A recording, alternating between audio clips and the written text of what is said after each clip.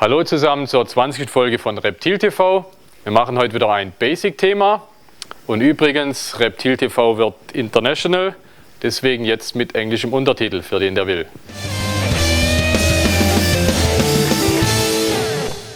Wir kriegen häufig die Frage gestellt, welches Substrat für welches Tier zu verwenden ist. Prinzipiell müssen wir mal in zwei Sachen unterscheiden. Die trockenen Bewohner oder Wüstenbewohner und die Bewohner von Wald, Regenwald oder tropischen Gebieten, wo dann aus Substrat mehr Feuchtigkeit aufnehmen und abgeben muss. Bei uns das meistverwendete Substrat ist eigentlich dieses Reptil-Wood Fine. Es ist ein Nadelholzprodukt, ein europäisches. Das Gute daran ist, man kann es wie gesagt für fast alle Tiere verwenden. Also wir haben es bei den ganzen Riesenschlangen, Boas, Pythons. Wir verwenden es aber auch für Nattern und wir verwenden es auch ganz gern für Schildkröten. Wenn die Tiere beim Fressen mal so ein Stück von dem Holz mitfressen, ist kein Problem, die verdauen das einfach und scheiden es aus. Also ich persönlich oder wir haben hier im Geschäft die letzten, ich denke, wir nehmen das seit 15 Jahren, nie irgendwie einen Darmverschluss oder was erleben können, weil sie das Substrat mitgefressen haben. Der nächste Vorteil ist, dass man es relativ gut feucht halten kann und es fängt nicht das Schimmeln an. Also wenn ich die Luftfeuchtigkeit erhöhen will, kann ich eine Ecke im Terrarium mal ein bisschen Wasser reinkippen. Das Substrat ist feucht und schimmelt nicht. Ein relativ neues Produkt haben wir hier. Ist ähnlich, ist Reptil-Wood Snake. Es ist ebenfalls ein Nadelholzgewächs. Ich kann es feucht halten, es schimmelt nicht, wenn es feucht ist. Ich kann es eigentlich für die gleichen Tiere anwenden wie das Reptil-Wood Fine. Ist, würde ich mal sagen, fast eigentlich nur ein optischer Unterschied, ja? Dass es einfach gröber ist und größere Späne sind. Dann haben wir hier das Reptibark, ist ein Pinienprodukt, kommt aus Südeuropa, südeuropäische Pinie. Denke ich, ist auch wegen eine optische Sache. Es ist einfach im Gegensatz zu den anderen zwei Produkten dunkler. Ich denke, der Nachteil ist ein bisschen, wenn ich Kot im Terrarium habe, dass ich den auf dem Dunklen nicht so gut sehen kann oder nicht sofort erkennen kann, dass da Kot ist, den ich natürlich wegmachen muss. Ansonsten, ich kann es auch schön feucht halten.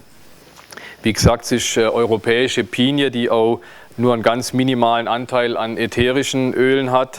Muss man aufpassen. Es gibt Produkte auf dem Markt, die relativ hohen Anteil ätherische Öle haben, was für ein Reptil schädlich sein kann oder sogar tödlich sein kann. Ja. Wie gesagt, bei der europäischen Pinie nicht der Fall. Dann, wenn wir es noch feuchter brauchen, haben wir hier das Reptisoil. Das ist ein Kokosprodukt aus dem Stamm von der Kokospalme gewonnen. Das wird als Ziegel normalerweise ausgeliefert. Man macht es dann feucht und dann gibt es diesen feuchten Humus. Gerade speziell für Spinnen verwenden wir das, aber auch für verschiedene bodenlebende Geckoarten wie Coleonyx zum Beispiel hat sich das ganz gut bewährt. Wie gesagt, ich kann es bzw. sollte es eigentlich permanent feucht halten, also wirklich mit der Gießkanne ein bisschen nachfeuchten. Ja.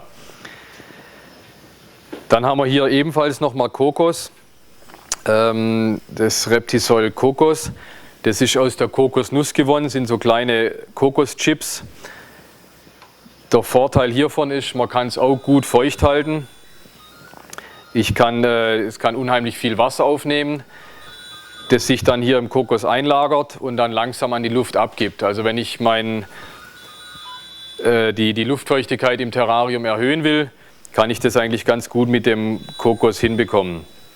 Dann mache ich das einfach feucht, mache zum Beispiel auch eine Ecke, also vielleicht nicht immer das ganze Terrarium, sondern mache eine Ecke mit dem Kokos und habe so einen guten Feuchtigkeitsspender. Und zu guter Letzt, wenn wir beim Thema Feuchtigkeit sind, also bei uns das meistverwendete Substrat oder der meistverwendetes Produkt sind diese Sphagnum-Moos Platten, ja, die ich ebenfalls im Wasser auflöse und dann hier ein schönes langfaseriges Moos bekomme, das unheimlich gut die Feuchtigkeit hält. Wir nehmen es zum einen für die Schlupfboxen natürlich, aber wenn man im Terrarium Probleme hat mit der Luftfeuchtigkeit, kann man einfach hingehen, eine Ecke vom Terrarium oder ein Viertel vom Terrarium mit dem Moos feucht machen oder das Moos reinlegen, das Moos immer gut feucht halten, mit der Gießkanne gut nachgießen und so habe ich einen permanenten Luftfeuchtigkeitsspender im Terrarium und muss da nicht mit irgendwelchen Verneblern oder sonst was hantieren. Also wirklich eine ganz tolle Sache und ich würde fast sagen, zumindest was die tropischen Bewohner betrifft, eine unabdingbare Geschichte. Sogar selbst für die Wüstenbewohner, also man weiß ja, dass die Versteckplätze der Wüstenbewohner auch feucht sein müssen. Auch da ist es eigentlich eine tolle Sache. Ich kann das Moos in den Versteckplatz reinmachen, feucht halten und es ist auch wichtig bei Agamen oder Dornschwanzagamen zum Beispiel in dem Versteckplatz, den die haben, dass die auch Feuchtigkeit über die Haut aufnehmen. Also auch da ist das Moos hervorragend geeignet. Ja, und dann kommen wir eben zu den Wüstenbewohnern. Klar, das ganz klassische Produkt ist der Sand. Gibt es verschiedene Farben, rot, schwarz, braun. Ich glaube, am gängigsten ist der rote. Irgendwie hat jeder oder vielen Terrarianern gefällt die rote Farbe scheinbar gut. Wie gesagt, schwarz oder braun tut es genauso, reiner optischer Aspekt. Wir sind die letzten Jahre, verwenden wir viel als Alternative von diesem ReptiWood statt dem Sand. Ich denke, das Risiko vom Darmverschluss beim Mitfressen ist beim ReptiWood geringer, wie wenn ich jetzt Sand verwende. Also zum Beispiel auch für Bardergarm verwenden wir es.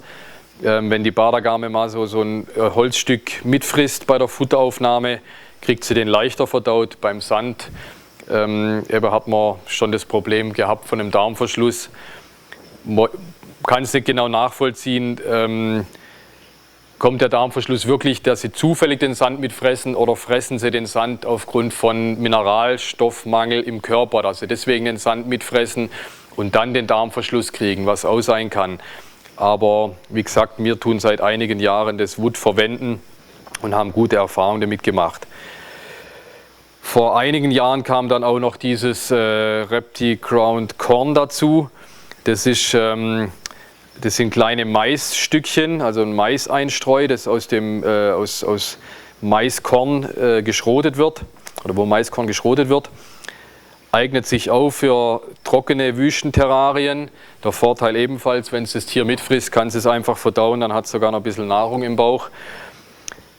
Bei den zwei Produkten, bei dem ReptiWood und bei dem Crowned Corn, hat man den Nachteil, wenn es feucht wird, dann fängt es Schimmeln an. Also das kann ich wirklich nur für trockene Terrarien verwenden oder für Bereiche im Terrarium, die ich trocken halte. Also selbst auch das Moos nicht da drauflegen, weil dann bildet sich auch Feuchtigkeit und es fängt Schimmeln an. Also es muss wirklich ganz trockene Sache sein. Aber dann hat es sich auch wirklich gut bewährt die letzten Jahre.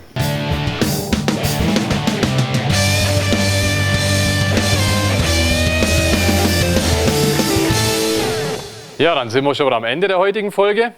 Noch kurz unsere neuesten Produktionen.